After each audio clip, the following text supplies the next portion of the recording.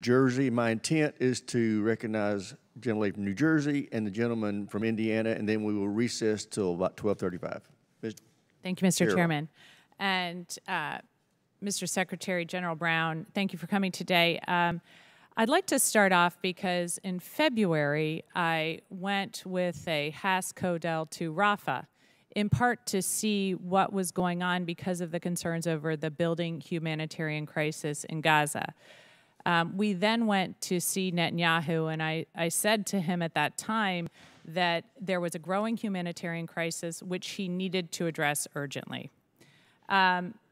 I encouraged him to open up the Erez crossing, to get more humanitarian aid into Gaza. He did not address this in any marked way until the World Central Kitchen bombing in April. At that time, he did begin to address it, but still not nearly enough to stop the ongoing crisis moving into famine in certain parts of Israel. So part of National Security Memorandum 20's requirement is that the DoD weigh in on Israel's certification that they are addressing this humanitarian crisis.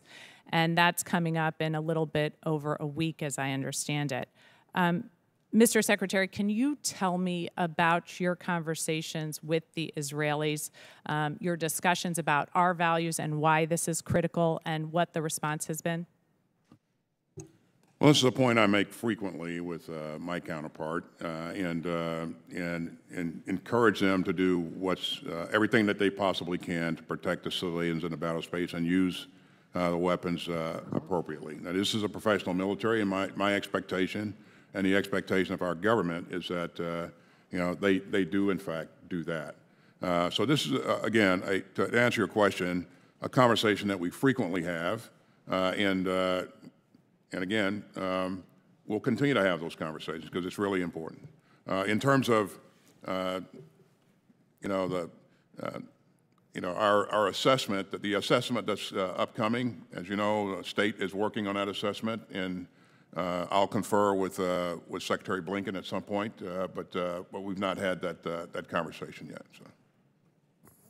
And along the same topic, we continue to hear Netanyahu say he's invading Rafah. The president continues to push back against that.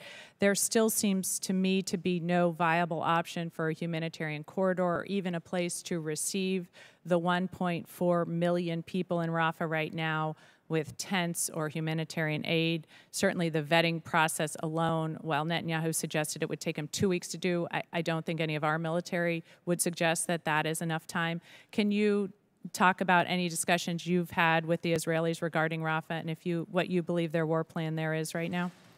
Again, I emphasized a number of times that they must do what's necessary to take care of these civilians that are not combatants and move them out of the battle space and take care of them wherever you move them to. And you have to allow sufficient time to do that appropriately.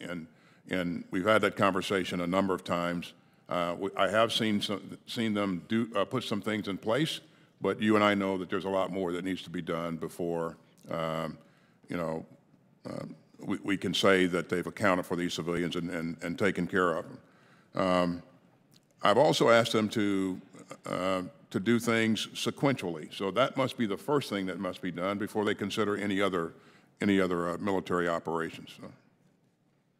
Thank you. And then changing topic, I've grown increasingly concerned because we've seen some of the Supreme Court cases on abortion, and recently one of those has been EMTALA, the Emergency Medical Treatment and Labor Act, and Title X does not cover that. Title X does not cover what EMTALA calls stabilizing care for our civilian facilities, meaning it's not just the health, it's not just the life of the mother, it's the health of the mother.